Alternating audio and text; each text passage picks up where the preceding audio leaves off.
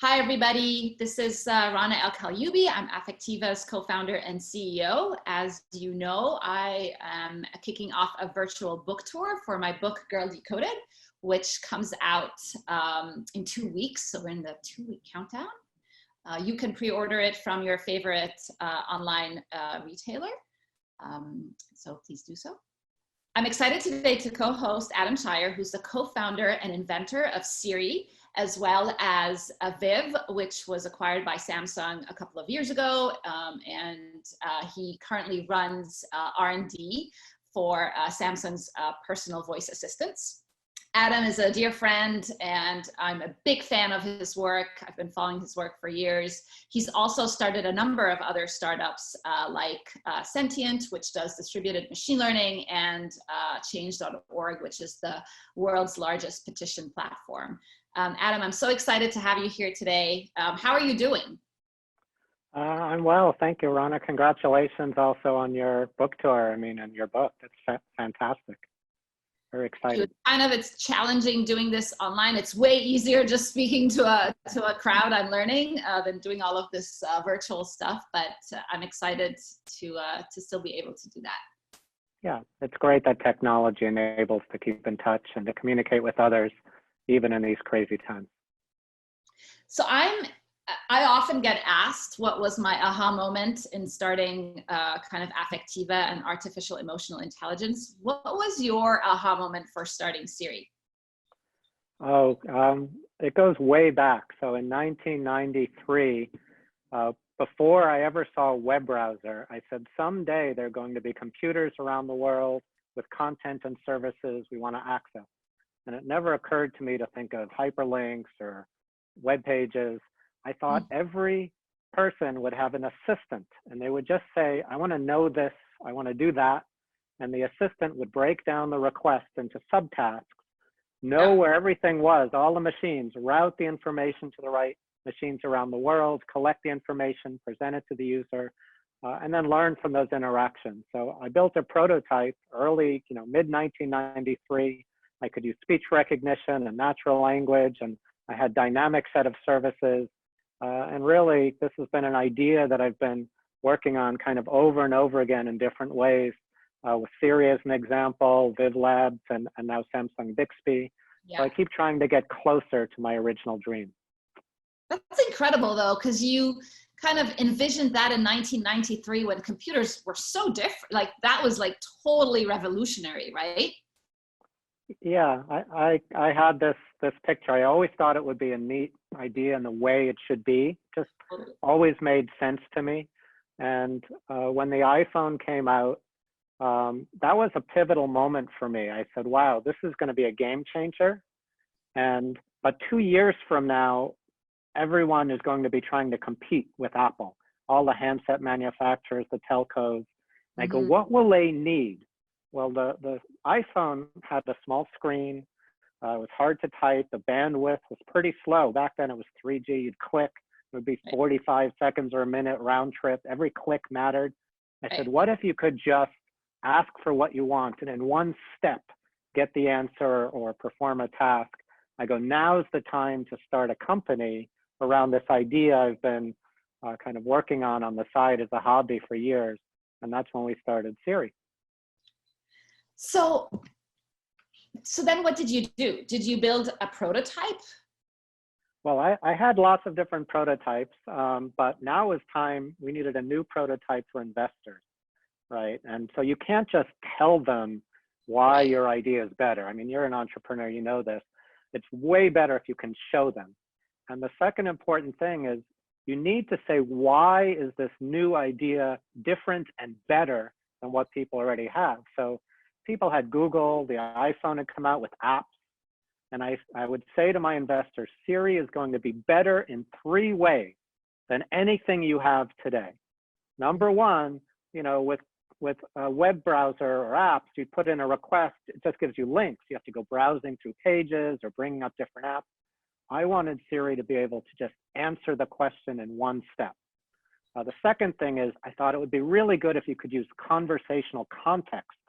And so you could say, well, what about tomorrow? What about the next day? How about less than $300? You can't do that with a web browser or app. And number three, I wanted to humanize the interface a little bit and make it a bit more personable and make a connection with the user. And again, apps and web browsers didn't do that. So yes, I built a prototype and showed it to investors. I actually have it here with me today. Do you want to see the first version of Siri that we showed to investors? Yes, I want to see the first version of Siri. All right. I carry it around in a little box. Okay. Well, this was actually, we had an electronic prototype, but this is actually the paper prototype. You know, a lot of designers will make a prototype. So let me show you how it works. I'm going to move this back so you can see. All right. So I just have a normal regular deck of cards. We're going to give them a shuffle. I want you to see that they're all different, and I'm going to mix them. You can see them mixed. They're in no special order. Okay. All right. So now, what we're going to do is I'm going to ask you to choose any of those cards. So since you're not here to just pick one, I'll move my finger like this. And at any point in time, you just say stop when you want it to stop. Here? Yeah. Okay. Okay, I like let's make it very clear. A little to the left, a little to the right, or left. Go left. Yeah. Here? Sure. All right, we're gonna take out just this card. All right. Now you had a lot of choices, all of these different cards. You chose one of them. I don't know what you chose. You don't even know what you chose. Let's ask Siri. So here's how it works. If you notice on the back of each card, I put a little button right here. All I do is I come down real low. I go, doo-doo. No, I'm just kidding. I don't actually have speech recognition in our paper prototype, but we did do what's called natural language understanding. So I can ask questions by typing. So your card might be a black card like clubs or spades, or a red card like hearts or diamonds. Let me ask Siri, what color is Rana's card? Color. C-O-L-O-R, color. If I type it, Siri answers the question and says, the card you chose is black. Maybe. I mean, shuffle deck and you chose any card. So the next thing I want to know is, you know, that's 50-50 chance. Maybe I want to know the number. Could have been a 6 or a 2 or a king. What's the N-U-M-B-E-R number? If I ask Siri that, it says that you chose a king, a black king. Now, if it's black, it could be clubs or it could be spades. Let me see, is it spades? S-P-A-D-E-S, spades. And Siri says, it is indeed spades. So this is an artificial intelligence. It's just a deck of cards. But if Siri's right, it's saying that you chose out of any card in the shuffle deck, the black king of spades. And if I ask for the match, what's the match? The M-A-T-C-H. Well, that means every card in the deck is exactly one match. So if you chose the black king of spades, the match would be the other black king, the black king of clubs.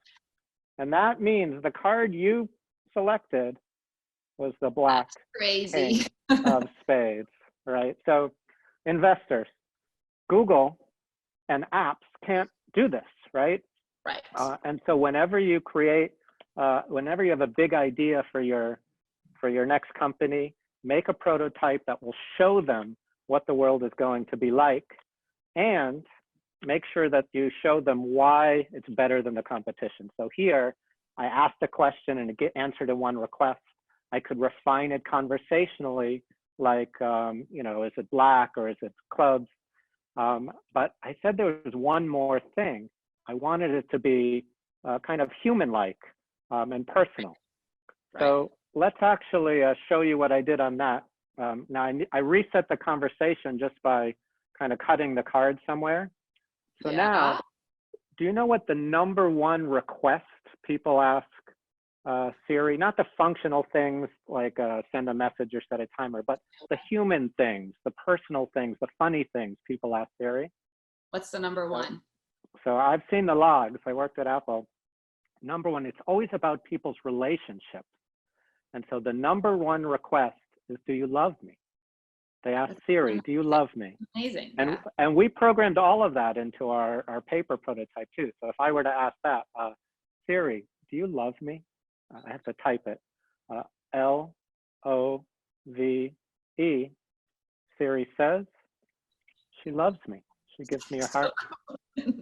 Yeah. So that's basically the idea of how, you know, when we were starting a company, we went to investors.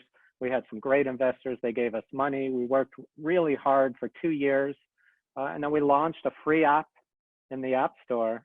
And craziness, 2 weeks after we launched, we get this phone call. It says Apple, Cupertino. We're like, swipe, swipe, swipe. You know, and we finally get it to answer. And we hear, hey, it's Steve. What you doing? Want to come over to my house tomorrow? And we're like, are you serious? Jobs? I am absolutely serious. And so the three co-founders, Doug Kitlas, Tom Gruber, myself, we went over to Steve's house for a few hours. He made it clear he wanted to buy the company. We said, we're flattered. We're not interested. Thank you very much. And we left after 3 hours of talk. But obviously that wasn't the end of the story. About a month later, Steve Jobs and Scott Forstall came back. We had discussions about the future and they understood the vision. And we decided to end up selling to Siri, and that's, you know, how Siri came about. That's amazing. So a lot of questions. So first of all, talk me through the emotion. Like, why did you like up to the point when you made the decision to, you know, become part of Apple? What was people's reactions? What was like the consumer's reaction on? Did they like it? Did it work? Well, so when Siri first came out, the original version of Siri, people loved it. In fact, Steve Wozniak, the other co-founder of Apple, he says everywhere, he's not only co-founder of Apple, he's like a fanboy. He gets in line and buys all the products and then says if he likes them or not. If you ask him, what's your favorite app of all time? He will say Siri, but not the Siri that's in the iPhone today, the original app. Because it had, you know, I'm an entrepreneur. I love that version that we did there. It was so cool. It had many things that never made it into the version that launched. The version that launched in the iPhones was cool too, but different. Wait, yeah, so so people. What was something the original Siri did that didn't make it into? Sure. So as you know, the original vision of Siri was like an internet. Right? So the original Siri had dynamically connecting services. If you ask, get me a good restaurant reservation tonight, 7 different companies would work together dynamically, orchestrating the results. So you might have the reservation from OpenTable, the reviews would be from Yelp, the photo would be from CityGrid, restaurant.com would chime in and say that there's a deal. It was kind of an amalgam. And every request had multiple providers that were competing and cooperating to help the user. When Siri came out on the iPhone, it was so secret. We hadn't opened up an app store or anything like that at the time. And so they said, let's just do it for the few apps that are built into the iPhone, like weather and messaging and maps and stuff like that. But the whole ecosystem aspect got lost along the way. And even today, Apple's added a few things for developers, but it's not nearly as rich and open as I had imagined it might be. And in fact, so actually, yeah. Yeah, go ahead. No, go ahead. Oh, I was going to say, so I stayed at Apple 2.5 years. After some time, I felt like I couldn't really pursue my full vision there. Part of it was Siri launched October 4th, 2011. And Steve Jobs died the very next day. And here's something I've learned only relatively recently. His executive admin contacted me and my other co-founder and said, there's something I've wanted to tell you for years, but didn't know how to contact you. Steve Jobs was clinging to life to see the launch of Siri. That's how much it meant for him. And that gave me chills when I heard that. Yeah, that's amazing. And, right? but after that, there was a lot of change. And so I left and started a new company, Viv Labs, really to pick up the vision of an open ecosystem and marketplace And now Samsung's new assistant called Bixby is in hundreds, millions of devices, from TVs and smartwatches and phones, of course, refrigerators. And there's an open marketplace that any developer can go and kind of built in what we call a little knowledge capsule that can then be discovered and added to a user's Bixby. And that kind of expands the capabilities of what the assistant can do. Much like the internet, it's not like Google built every website. They created an ecosystem and a monetization model so that everyone needed to publish content and services through web. I think the assistant can actually be more important than the web and mobile if done right. So that's been my vision all along. I'm still working on it to this very day. So as you know, my mission, throughout my career and now at Affectiva is to humanize technology. And I was kind of, happy to hear you say the same thing about Siri and now Bixby. What do you mean by that? And do you believe that these devices need to have some form of social or emotional intelligence? Today, even the social interfaces like a Siri or the conversational interfaces like a Siri today don't have a lot of emotional intelligence. They don't really know a lot about your state. They don't really know a lot about you and how you work as a user. So there's a lot missing. So I think there's a lot of opportunity. There are risks and benefits to having kind of a more social conversational assistant. For one thing, they're very engaging. I mean, when Siri came out, the conversational aspect and the chatty aspect went viral. And literally the 6 months from the day that Siri launched, the next 6 months were the most profitable of any company and any product in technology history. So so just selling the iPhone 4S, the sales, the profit margins, the stock price of Apple went from 350 to 650, and it became the most highest market cap company ever, surpassing Exxon at that time. And so why was it? It was because this is a new kind of social engaging interface that people were, loved. Now the downside is if you're an interface and you purport yourself to be somewhat human-like, that puts a lot of expectations.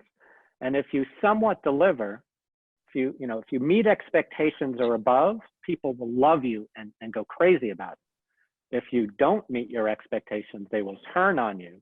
And if I don't know if you know this, but the first viral video ever, before YouTube, before everything, was a clip of Clippy and an I hate Clippy. And there was this huge, passionate, worldwide outcry against I hate Clippy.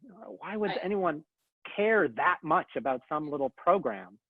But it's because I think it kind of didn't meet expectations, and so people can turn on you. So yes, I would say that it's a risk and a reward, and it's a tricky line to get right. And certainly we need more intelligence and social intelligence, emotional intelligence, understanding, because if you're going to engage in that way, if you don't do it well or right, people are going to just let it go. I remember in one of the panels we did together, you talked about how people used Siri in surprising ways and almost like a confidant. Can you kind of talk about that a little bit? I always found that fascinating.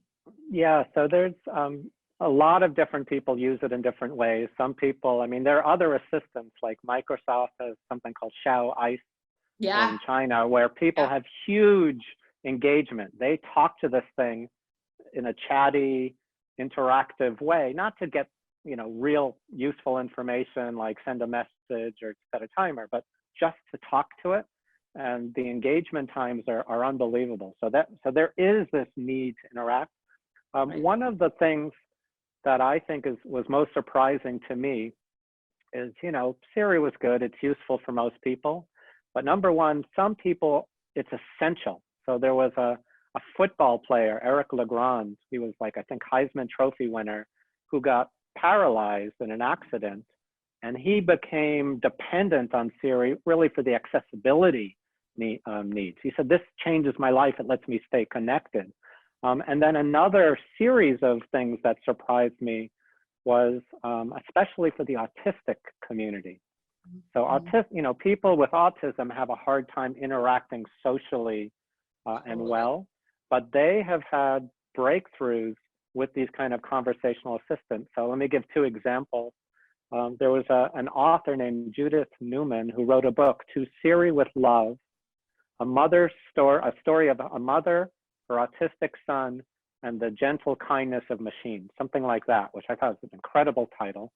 And in this, she tells a story of her autistic son who really became passionate of interacting with Siri because it didn't, Siri doesn't get tired of asking the same questions. It always has good answers.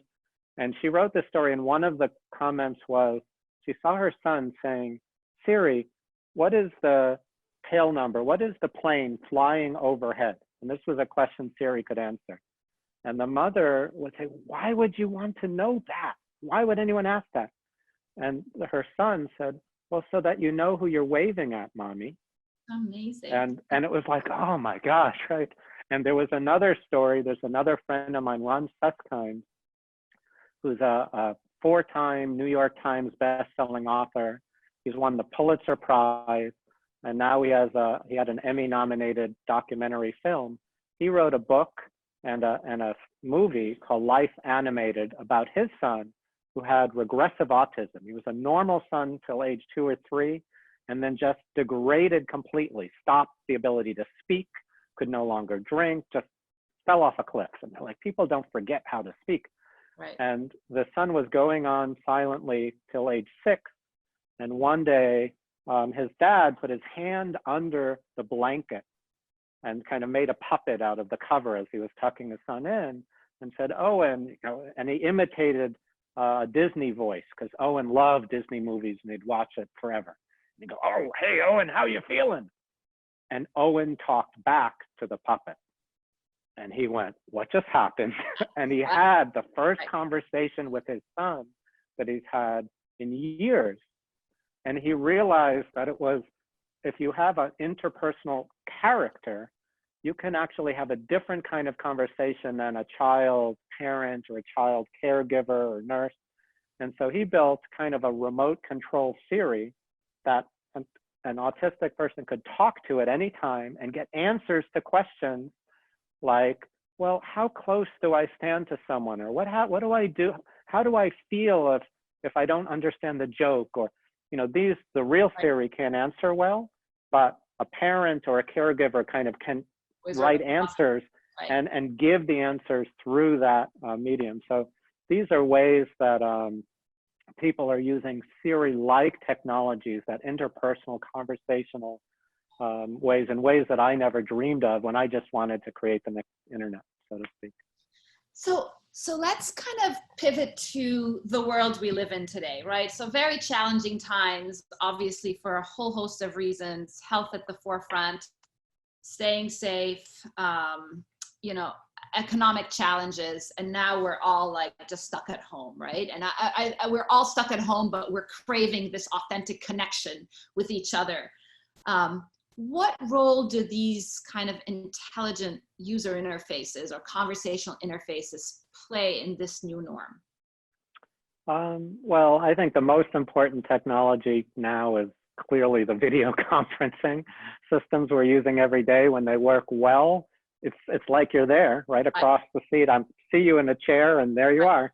But when it doesn't work well, it's frustrating and it just doesn't work. And there's still many ways these emotional intelligence could help. So I am now spending probably 6 to 8 hours a day on Zoom. Right. And even though I've saved commute time, I've saved literally 3.5 hours of commute time a day, I am more tired because I'm sitting down and watching these meetings.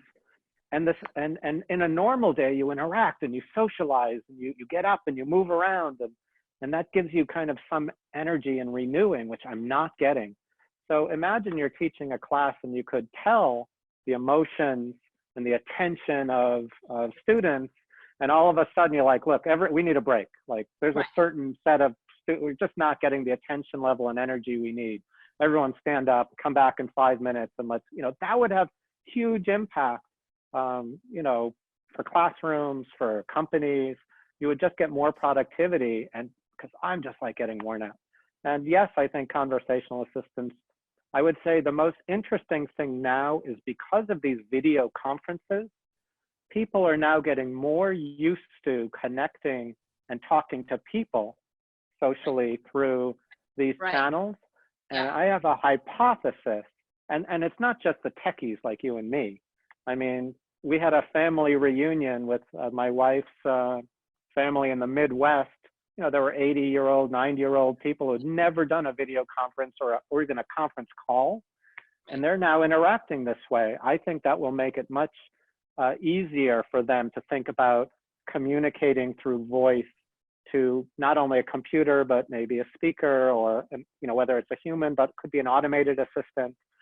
So I do think this time is getting conversation mediated through computer to the masses in a way that it was never done before. And I'm interested to see what that does to the curves around conversational assistants and voice assistants. I'm also very excited because we are, for better or worse, now tethered to our devices and we're spending a lot more time online. I'm very curious if a Siri or a Bixby or an Amazon Alexa can turn more into kind of a companion, right? And I don't mean it in a, I have to be careful about that word because it has negative connotations, but somebody that, an agent that's on the lookout for what's good for you. So for example, if it sees that I am stuck on Zoom 8 hours a day and I'm not doing movement, maybe it can say, hey, Rana, you need a 5-minute break. You need to do a breathing exercise, or you weren't that empathetic on this last call, right? Like maybe you need, right? Like you looked angry the whole time, or your vocal intonations were pretty aggressive. Like, I don't know. But I just feel like these interfaces can get to know us really well. And because of that, they can be much more effective at motivating us and persuading us to take action and change our behavior. Yeah, I think that's great. I'd probably use the word coach almost more than companion, because that kind of keeps it not too personal, but it's certainly there to help someone get the best out of you, right? Who can work with you, knows what your goals are, and helps you achieve that. So that, I think there's huge opportunity. And the main thing is, the phone and the web browser know you a lot, because it's not about one application. It's sort of this place that you go and you spend a lot of time, because there's the aggregate of everything in the world. I think a conversational assistant, once the ecosystem, a scalable ecosystem emerges, you will spend as much time interacting through an assistant as you do with a web browser or a smartphone. And really the way to think about it is, like a browser, it's a frame. It's not about anything in particular, it's about everything in particular. Right. And once you do that, then users are going to use it a lot.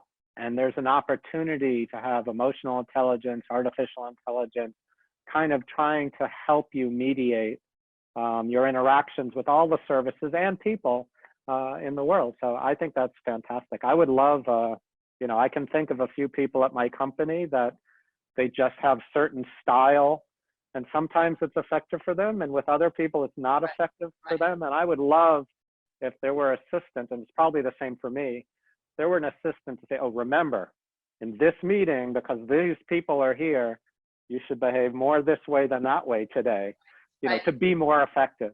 And things like that, I think, would be great. Yeah, absolutely. We do a lot of work at Affectiva in the automotive industry, and I think that's a place that's just ripe for bringing these types of conversational interfaces, especially back to your ecosystem comment. If, we're now all stuck at home, but someday we will go back outside and we'll be able to resume our lives. You can imagine how when you transition from your home into your car, it already has the context of your mood or your activity. Are you stressed because you're running late? Are you trying to get the kids somewhere? Do you know what I mean? And it can, this kind of transition of context, I think, can be very powerful. Yeah, that makes a lot of sense to me because there's a lot of different emotions that take place in a car, right? All the way Yeah, from you're falling asleep and you're just so tired you can't even have attention, all the way to I am so stressed and I've got road rage and that person cut me off, and right. the full spectrum. And I think having a coach or a companion that can help you through the different moods that you have in a car setting, it's fantastic. I also think it's a huge opportunity for conversational assistants, because when you're driving, you can't be using a web browser or a smartphone. And US people spend 1 billion hours in commute time in the US alone per year, 1 billion hours. And that's pretty much time lost. And if you could be productive and say, oh, could you, I have to take care of this, and could you set up that, and could you get me the best price for this, and you could actually make that useful and get to all of the same services you would through a web browser or a smartphone, but do it in a conversational metaphor, I think people would be wildly more productive. So I think both technologies are going to impact car experience tremendously. Is this something that you're spending any time on, like kind of the intersection between kind of conversational interfaces and the automotive industry that you talk about? Well, certainly. So I'm not going to announce anything, but as today, Samsung has 1 billion devices deployed, and they ship about 500 million new devices every year. Samsung acquired Harman, which is not only the #1 high-end speaker company, but they're also the #1 car electronics component company. So like all the dashboards and things in your car, Harman makes a lot of them for many of the cars out there. And being a Samsung company, we have Bixby, which is designed to be the most scalable open ecosystem. We don't have an official kind of car kind of interface yet. You can of course use your phone in hands-free mode over Bluetooth speaker, but that kind of multimodal car experience, there's nothing to announce yet, but you might imagine that this is definitely a direction we would want to go. Yeah, that's very cool. So we did get a number of questions that I want to make sure we cover. Eric Cohen, who's SVP at Consumer Business at Cambridge Consultants, asked, interested to hear about Adam's thoughts on integrating natural interfaces and or personalized experiences, such as Affectiva's emotion AI, but also biometrics to create even more personalized experiences. So clearly biometrics for authentication is essential, because if you have a personal assistant that can do things for you, like buy things and schedule things and access your email, you want to make sure only you can do that. So biometrics for any device, any endpoint, the security implications are important. I've mentioned that I think there's a huge need for the conversational and AI assistants to become more emotionally intelligent. Right now, my focus has been, how do I create this just into a kind of a web browser that can do everything, which is a hard problem as well. You need to solve the chicken and egg problem of getting developers to come and getting users to come. And so we've known each other for a long time. I don't think we've collaborated yet deeply, but I think there's certainly huge opportunity to do so. Yeah, which is actually the next question. Lynn Doan, who is a strategy and business development consultant at an AI healthcare company, asks, do you and Adam think Siri will be able to detect and respond to human emotions through voice in the near future? And I guess it could be Siri or Bixby. Yeah. I've seen that one thing Siri does is, at least it's more the biometric side, it will know who's talking to it. So if my wife and I both have a phone and I say, hi Siri, my Siri wakes up, not hers, right? And vice versa. But in terms of the emotion detection, I no longer work at Apple. They do all sorts of fabulous things. I wouldn't put it past them to be working on such thing, but I have no inside knowledge. I don't know about that. And it's a hard problem, as you're foremost expert in the world to know. But I think it's an important one. It is a hard problem, and it's a very complex problem too, because people express emotions in very different ways, through multiple modalities like your face or your gestures or your voice. And so we're at Affective, we're trying to integrate these signals in a thoughtful kind of way. But then, of course, how do you integrate that with these systems in a way that makes the interaction not cheesy, right? Right. I think the level where we're at right now is quite simplistic. If person smiles, then Siri does blah, blah, blah, or Bixby does it. And that's artificial. You really want it to be a lot more fluid and dynamic. And we'll get there. Yeah, you definitely need to integrate multiple modalities and be personalized. Some people smile all the time. Some people never smile, and the way they express happiness is some other way, through the words they use, or who knows. But it is a challenging problem. So I want to spend the last few minutes we have together kind of switching gears again and kind of thinking a little bit about leadership, right? You have obviously, you're an innovator, you're a serial entrepreneur. You, I'm sure, have faced a lot of challenges in your life. And again, back to kind of the world of COVID that we live in. What kind of leadership advice do you have for people out there who are leading teams or even kind of trying to keep their families and communities together? What's worked for you? Yeah. So, well, leadership is a big, complicated word. One thing I think leaders need to do is listen and make clear decisions. So with this COVID crisis, everyone was kind of wondering, what should we do? What should we do? And Samsung was trying to figure it out. Do we keep people from home? At Viv Labs, I said, I looked around, I listened to what people were saying, I looked at what data existed, and I said, we are now working from home immediately unless you have an essential reason to go into the office.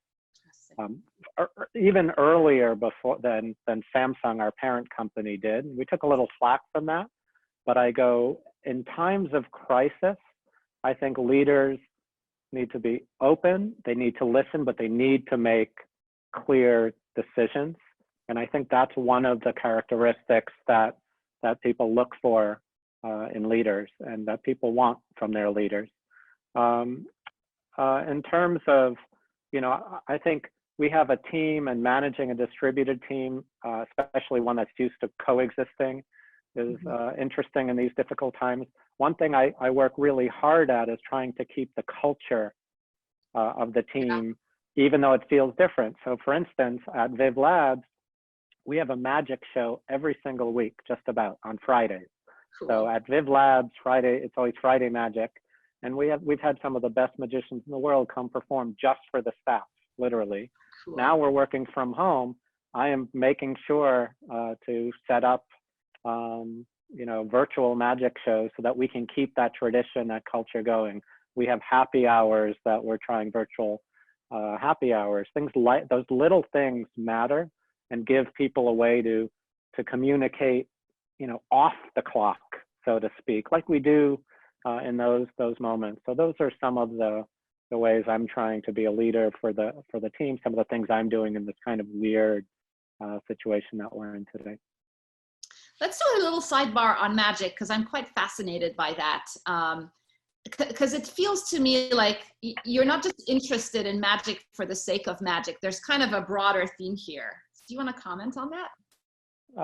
Sure. So I think of magic and entrepreneurship as very much the same, and the skills and there's a lot of cross overlap. So an entrepreneur can't just do what exists today, right? If Google already does it, you're not going to start a company and do the same thing. They're bigger than you. They have more money, researchers, customers, everything. So an entrepreneur has to be ambitious and really imagine an impossible future.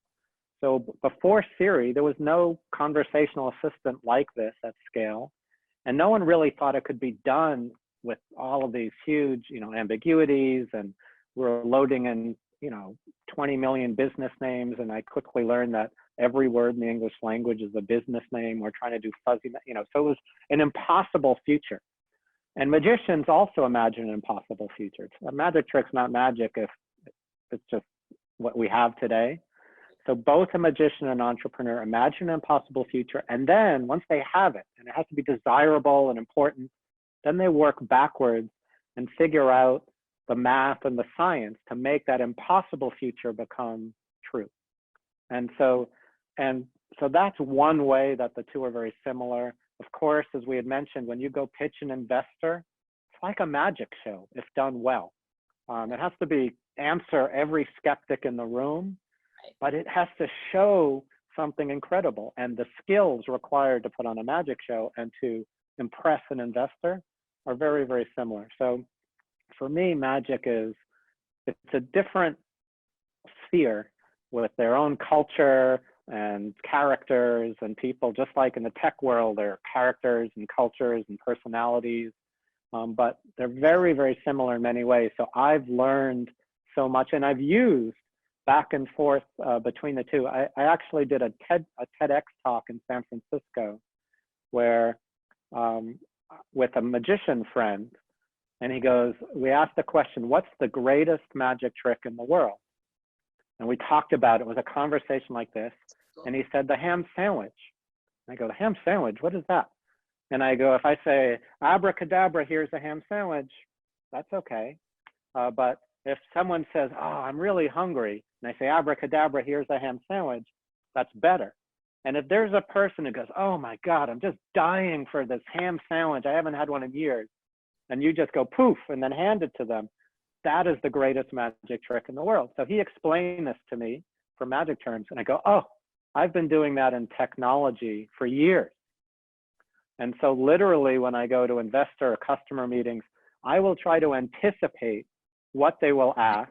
I do all of this extra work, even though it's not a mainline topic. I go, if this ever comes up, I'm going to have a technology magic trick. And then you can go hear the TEDx talk. I give 3 examples at different companies where literally a customer was going, oh, if we just had this. And I go, well, what would it look like? And then boom, there it was. And they just go, that is awesome. It makes the sale. So there's, I think, a lot of things that can be learned between magic and business and technology and entrepreneurship, especially. So I know one of the, as you know, I'm quite fascinated and obsessed about emotions. And back when I was at MIT Media Lab, one of the fellow kind of PhD students at the lab was also a magician, and he combined technology and magic, but he was really interested in the emotion of wonder. Do you have any thoughts on that?